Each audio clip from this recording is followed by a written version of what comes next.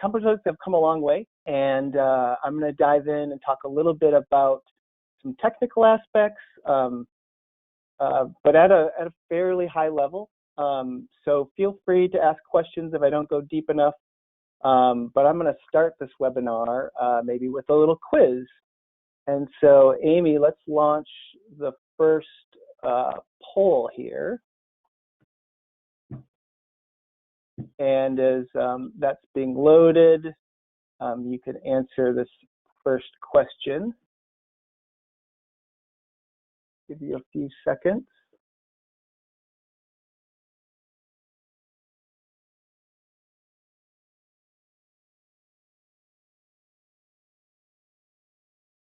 And really, yeah, you know, I was trying to understand like how many, you know, we often think about composting toilets and high performance buildings as a little bit foreign, but I would hazard to guess that we probably all have some experience with using them in our past, whether that's a trailhead on Forest Service land or some other experience. So maybe just a few more seconds as people are filling that out. And Amy, when you think you have enough, go ahead and share results of that. Yeah, so pretty high. My screen's a little small here. Let me try to make it bigger. So a lot of people have experience with composting toilets, right? This isn't as maybe foreign to most of us, and perhaps I'm speaking a little bit to the choir in this one. But it's a good base to start. So as we dive into things for us, there we go. For us, we're coming from Biohabitats. We're coming at this space with including composting toilets in high performance buildings, such as the Candida building at Georgia Tech. This is a living building challenge project. It's in its kind of performance period. But what I want to stress about composting toilets in any kind of high performance building is it's one tool in a complex network of infrastructure.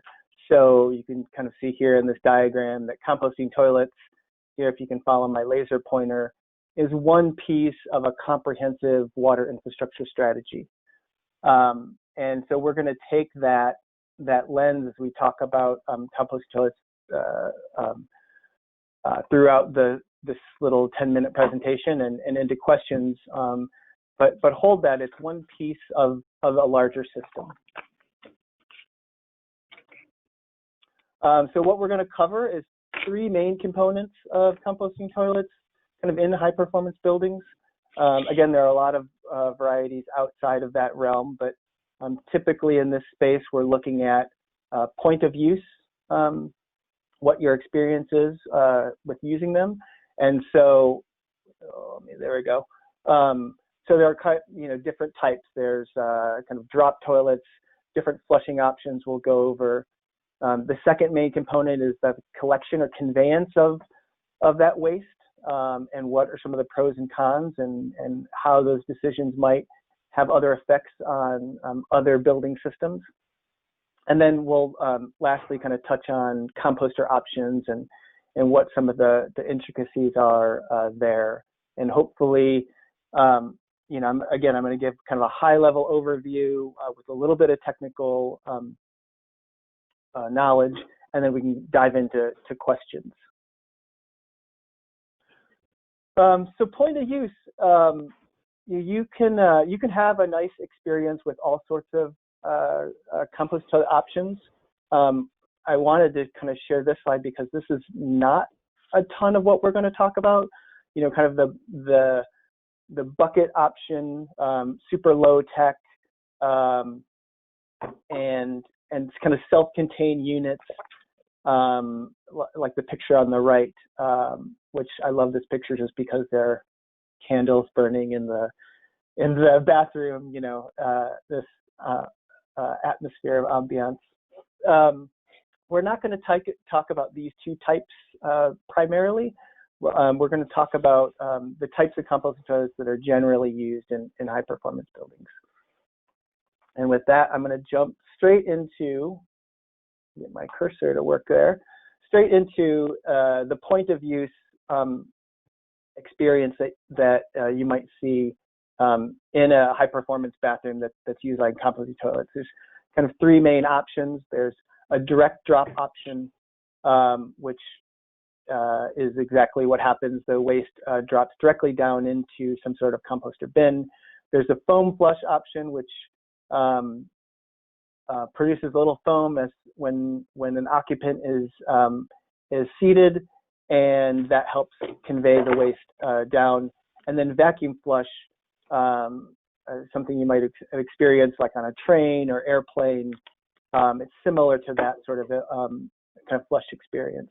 And you know, there are a bunch of considerations that we might have with this user experience.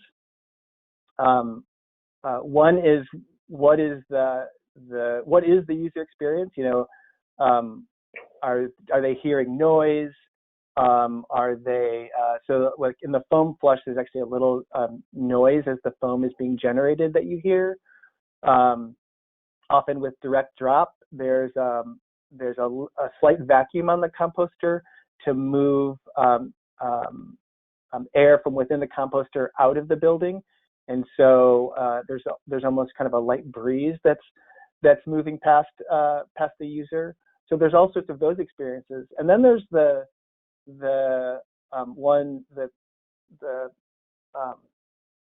information that usually drives the decision is what is the maintenance, and probably the question that we get asked the most is, you know, brush or no brush, or how much brush.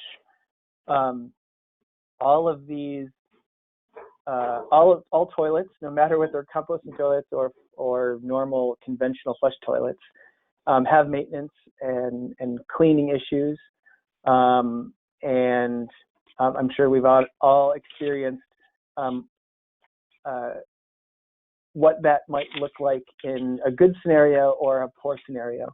But as someone that's designing bathroom and waste infrastructure, this is at the foremost of some of the decisions that we're trying to understand. I'm sure there'll be some questions about that. We can kind of come back to that. One interesting thing to note in this gradient of toilets from, you know, the vacuum flush, which is more typical of a conventional experience, to a direct drop, which is maybe you know, the most foreign, is how we're, you know, understand how we're using these.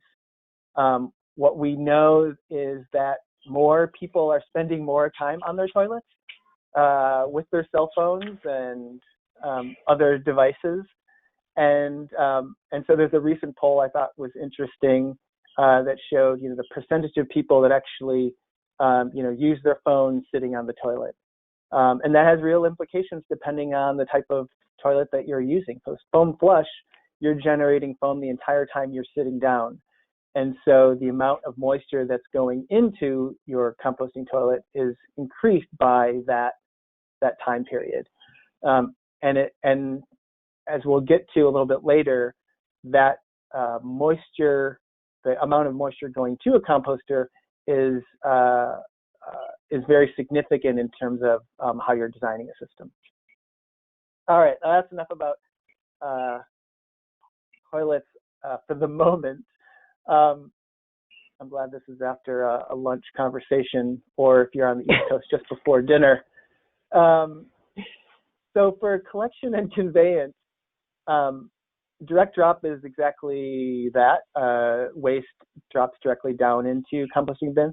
Foam flush allows you a little bit of flexibility in where a bathroom is located above a composter. Up to a 45-degree angle is kind of the guidance for like a second floor bathroom going into a first floor composter.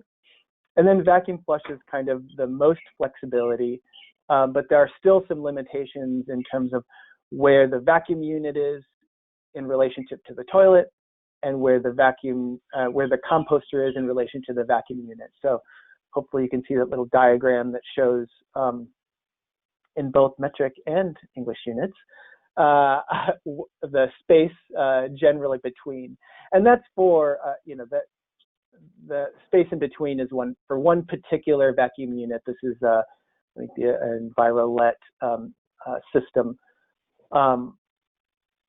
but know that any vacuum system is going to have some limitation based on what its vacuum is and its both horizontal and vertical distance from the composter. And there might be some questions on that as we get into it as well. All right. So when we're designing a system, there's a lot of numbers here, so bear with me for a moment. But I wanted to unpack a little bit of what are some of the things that we look at when we're designing composting toilets. Some of the main things that we're looking at are uses per day and volume of liquid per flush. And so those are kind of bubbled there on the left. So those are point of use variables. One thing I often tell people, if someone is trying to sell you a composting toilet or sell you services around composting toilets, and they tell you that a composter is designed for 20 people per day, you should run away from them, because none of these systems are designed towards people. They're designed towards what you put in them. And so amount of uses and what constitutes a use in terms of liquid that's being conveyed are the two most important factors. And so if we set those variables and we look at 4 different collection scenarios of doing full collection, maybe there's the second column here is a composter that has some second floor direct drop, so that has no water, extra water use. Or maybe you have some urinals and you're separating out the urine, and that would provide less moisture going to a composter bin. So what's highlighted here in these collection scenarios is the number of composters needed to meet the point of use variables that are set. So in this case, it's 650 FTE. So maybe a large office building or some sort of meeting facility. We've set 3 uses per day with 0.4 liters per flush, and you'll need this variability in composting toilets to meet that demand. And if I just add in a second scenario, so all we've done in the bottom numbers is we changed to 4 uses per day, same 0.4 liters per flush, and then you could see a vastly different number of compost required to meet that human waste. So these are kind of knobs that you can turn. You can adjust your liters per flush. Typically for vacuum flush between 0.2 and 0.5 liters per flush.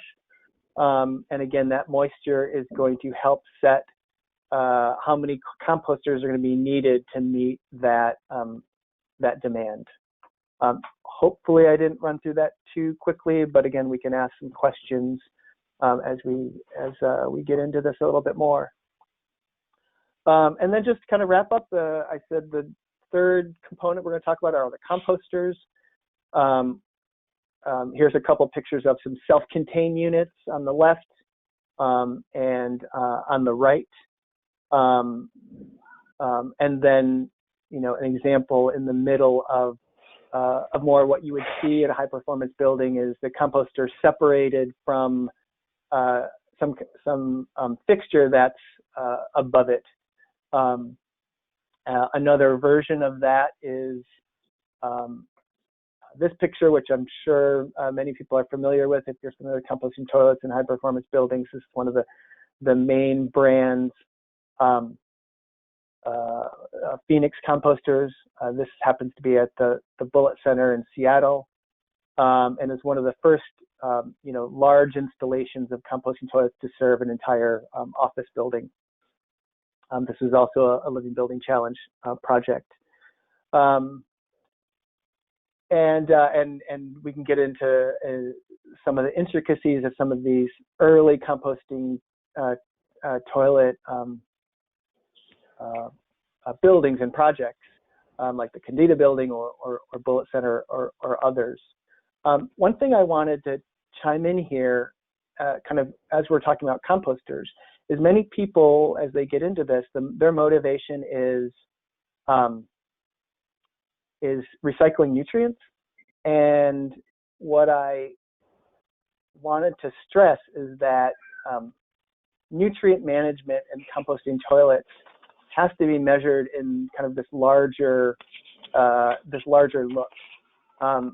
So a couple of years ago now, with the help of the City of Santa Monica and the Bullitt Foundation, we actually measured and looked at the nutrient content coming out of the Bullitt Center composting toilets. And I'll just share some results. And again, this is a lot of numbers, but what I wanted to show is this is the leachate coming out of the composting toilets at Bullitt Center, which is Phoenix foam flush. We also sampled some leachate out of Arch Nexus, which has a Phoenix composter system, but is vacuum flush. And we looked at, and again, this is one sample, so take it with a grain of salt. But we compared what the nutrient value was compared to just straight captured urine. And the thing to note, if we look at nutrients under ammonia, is that there's an order of magnitude difference from kind of straight urine to what you might get out of a foam flush versus what you might get out of a vacuum flush system. And what you're seeing is the volatilization of ammonia with those different types of systems. So if you're interested in nutrient capture, nutrient capture, depending on what type of composting toilet system you have, could really make a difference in what that nutrient potential is. Because what we know is most of the nutrients in our waste is basically in the urine fraction, not the feces fraction. And composting toilets are really designed to process feces and less designed to process urine specifically. Compost toilets does go hand in hand with urinals. We often see urinals and compost toilets in the same buildings. We can talk about that a little bit as we get into questions. And you can harvest both straight urine as well as leachate from the composters to produce a phosphorus-based fertilizer like struvite, or a liquid-based fertilizer like this ammonium bicarbonate. And not just urinals, we can also talk about options in fixtures where you're doing source separation at a toilet. And there are lots of different options with urine separation in a toilet. But depending on if you're interested in vacuum collection or foam collection, there may be some limitations there. Okay, I think that was enough to pique everyone's interest. The last thing I wanted to touch on, and I'm going to go through this super quick, is just some code issues around composting toilets. And the International Association of Plumbing and Mechanical Officials, IAPMO, at least helps write one of the major codes they use in the U.S. There's either the Uniform Plumbing Code, which tends to be used a little bit more on the West Coast, and the IPC, the International Plumbing Code, that tends to be used in kind of eastern states. And those are adopted per jurisdiction. Each one has guidance about composting toilets. Each jurisdiction has the ability to accept different sections of the codes. And these codes are constantly changing, but the change often takes time. So this is one timeline for a typical change. It's about a 3-year cycle between technical committee applications about who's going to look at these changes, all the way up to actually approving these. And every session, every kind of 3 to 4 year session, as they adopt codes, there are a variety of things that get passed, some things that get amended, some things that get eliminated, and so it's this constant evolution of codes. There are some great resources out there, and we'll probably chat a little bit about that in question and answers, and some interesting new tools. And I think I'm gonna close to wrapping up here. I wanted to share this tool that's developed by Recode and others. Recode is a nonprofit that's focused on kind of legalizing sustainability, primarily around water infrastructure. And so this is a map that, a kind of a code map that shows different sources of water, like condensate or rainwater or surface water, different sources of water, and then a bunch of potential uses down here, whether you want to use water for a kitchen sink or maybe a shower or fire suppression. And then there are these little icons that are resources for if you want to use, say, rain harvest for a kitchen sink. You could click on that. In fact, I'm going to try to do that. If I go here and click on this, you guys hopefully are seeing, this is an interactive PDF. So I'm gonna hope you guys are seeing that. And I can click on this link, and it's gonna, it sent me to another screen. I'm gonna move it over here. So I clicked on this little icon, and it immediately went to this 2017 IAPMO section on rain harvesting. So this is a really cool tool that's in beta version right now, being tested. If you are interested in learning more, I'm going to go back to my slideshow here. If you're interested in knowing more, go to this website, recode.org. They're an awesome resource, and check them out. And I think, oops, where am I? Here we go. I wanted to just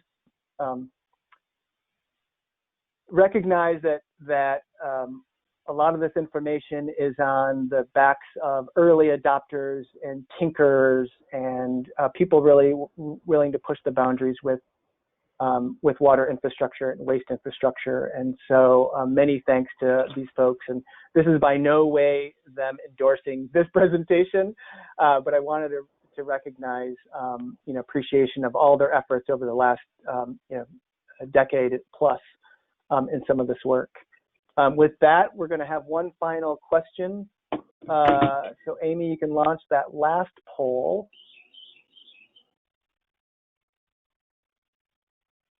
And as you, there's the poll. So I'm hoping that this information has been helpful, and just curious if does any of the information make you less or more comfortable with the idea of composting toilets, with using them or including them in a project? And we'll give you a couple seconds just to fill out that. You're not grading the presentation yet. That might be later, but just the idea of composting toilets. And Amy, whenever you feel like you have a good representation there, should be easy as a button click for folks, yes or no, whenever you have the results. Well, that's pretty good. Seems like there's some opportunity out there with looking at composting toilets in some of our projects. And with that, I think we will go straight into questions. And we'll invite Jennifer Dowdell back to help facilitate that. I think she's out there. Thank you. Yeah. Can you hear me okay? Yep. Great.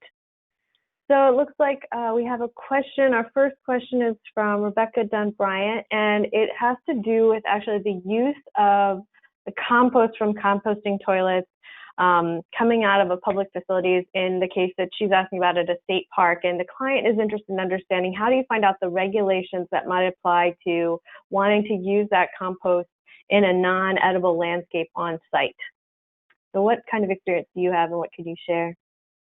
Yeah, great question. So typically when you're removing compost from a composter, you're doing it at some, usually some interval of months or years, depending on the use. And when you're harvesting that material, it is a pretty rich, pleasant material. It's gone through most of its, it's gone through a healthy composting cycle. But what it hasn't done is it hasn't reached a threshold that most regulations or biosolid management officials would need in terms of a certain temperature of compost to kill all bacteria that are in the compost.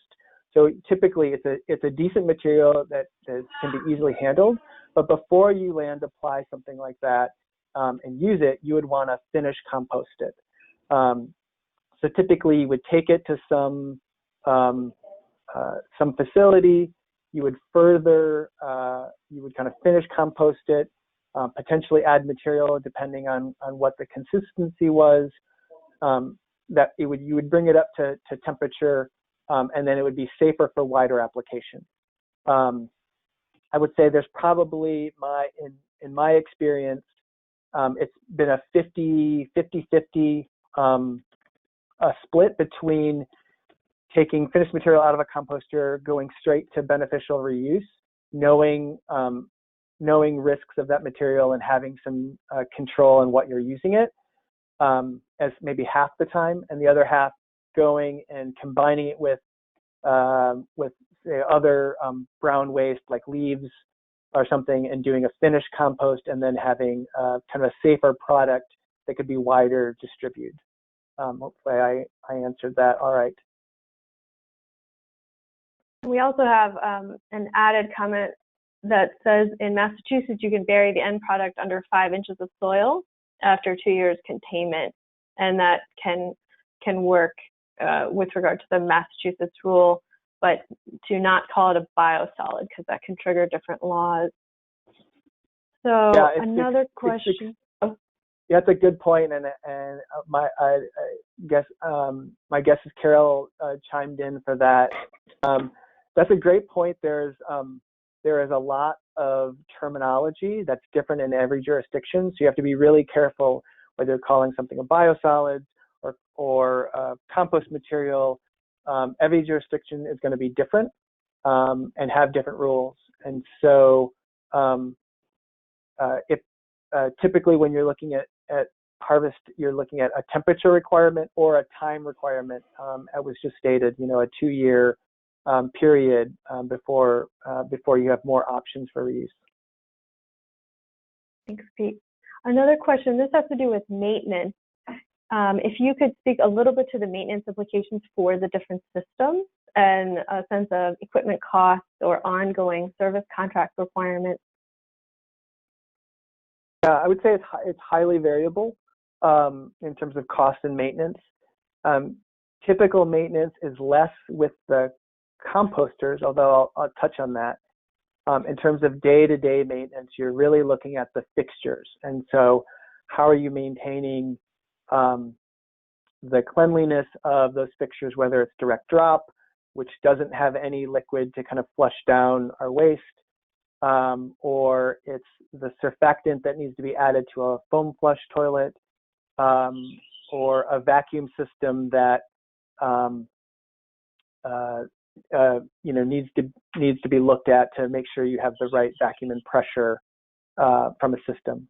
That tends to be the more maintenance with these types of projects. Certainly there is maintenance with the composter, and usually that is depending on the bin. It's turning some tines to move the material around so that you're getting good oxygenation within the compost bin before removing it. Great. So we have some great questions coming in. Do you know which jurisdictions have used the We Stand, Pete? Yes. So We Stand is what's put out by IAPMO, and IAPMO basically writes the Uniform Plumbing Code, which is adopted by most Western states. So if you're a Western state, Oregon, Washington, Colorado, I believe they all kind of use the UPC. You have to go East Coast when, as I mentioned, typically adopts more the IPC. So here, this is a question that kind of has two sides to it. Are there any contexts in which you wouldn't recommend composting toilets? And then I guess on the other flip side, where you would recommend? Yeah, good question. So generally, as I mentioned, as part of that kind of the motivation for composting toilets often comes with wanting to recycle nutrients. And so, as I mentioned, nutrients is primarily in the urine fraction of our waste. And compost toilets are really looked at recycling the carbon in our waste versus some of the nutrients. So where we wouldn't recommend composters are in facilities that generally have a lot of liquid waste and not a lot of carbon. So rest areas, stadiums, where there's a lot of foot traffic and people are showing up for very small portions of time and then leaving. There are more appropriate places where people are spending a longer period of time, where you're more apt to get the carbon fraction of our waste, which would be, residential applications or even office applications, especially if you're working for someone that has people there a long period of time. I'm thinking of the experience that we're seeing in a lot of the .com sector, where employees are being fed 2 or 3 meals a day, and a lot of their social interaction happens at work or after work near that facility. So someone could easily be spending 10 or 12 hours at a facility. You're more apt to get the carbon fraction where composting toilets would be the more appropriate. So we have a question here about, are there systems that actively aerate the fecal matter and aiding elimination of pathogens, and how that could help with the handling of the compost and regulatory requirements? Yeah, good question. And this is just to reiterate a point that I went over, like kind of high level of some typical scenarios. There are all sorts of scenarios that are kind of outside my generalization of stuff. So if you're interested, we can talk about more specifics. But there are compost toilets that or composting systems that have options for heating the compost within the composter, so you do get it up to temperature. That's also used in a strategy for eliminating moisture. So if you're going to have excess moisture and you want to basically evaporate extra moisture in your composter, you can crank the heat up to lose some of that moisture. on the flip side, with any water infrastructure, there's that energy-water nexus, and so you may use a lot of energy to get rid of water if you have too much moisture going into your composters. There is a question here about whether or not there's been any research or studies done with regard to evidence of persistent pharmaceuticals found in the compost coming out of these soils. Great question. I don't know the answer to that. I'm curious. I don't want to put Carol on the spot, but if she knows of any, I'm going to unmute her. Carol, do you know of any pharmaceutical research from composting toilets?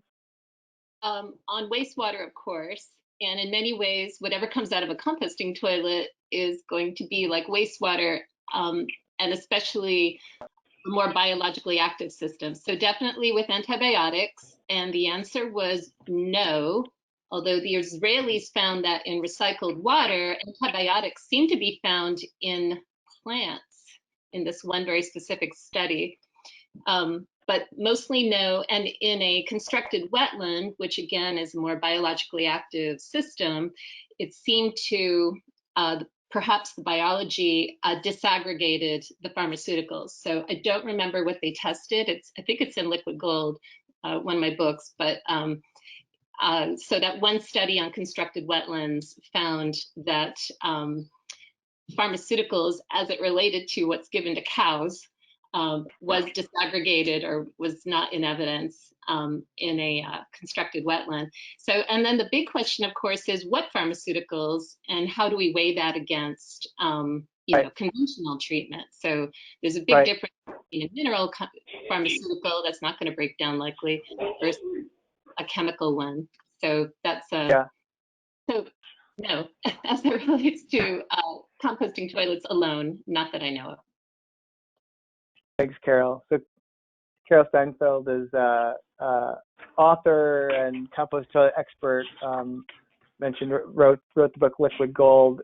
When we send out our answers to questions post this, we'll include a link to Carol's website and book.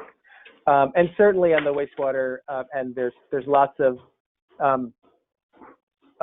of research done with when you have multiple ecologies, the breakdown of pharmaceuticals and trace constituents. The Omega Institute in Rhinebeck, New York, did a study of one of our systems that had really amazing results with some of the trace constituents.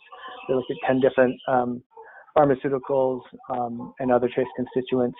In composting, I would, it's kind of a single ecology within that.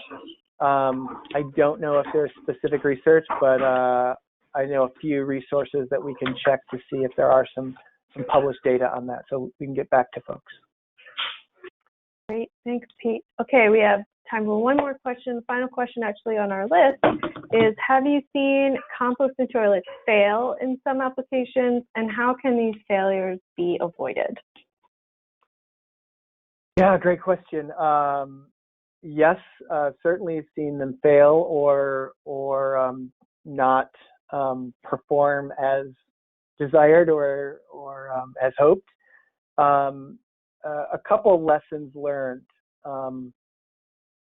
When you're having urinals and compost toilets in the same project, it might be easy to kind of plumb those urinals back into the composter and have that moisture part of the composter.